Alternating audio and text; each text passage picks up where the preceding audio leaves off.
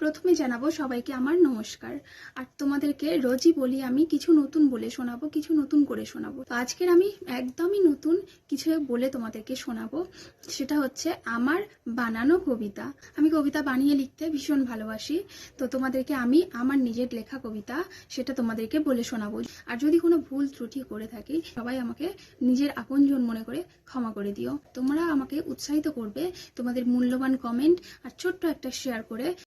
তোমাদের একটি মিষ্টি শেয়ার আমাকে এরকম কবিতা বানিয়ে লিখতে আরো অনেক উৎসাহিত করবে।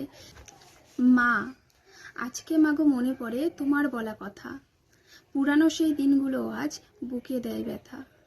কোথায় পাবে মায়ের হাতের ভালোবাসার ছোঁয়া? জীবন যুদ্ধে জয়ী হতে চাই যে মায়ের দোয়া।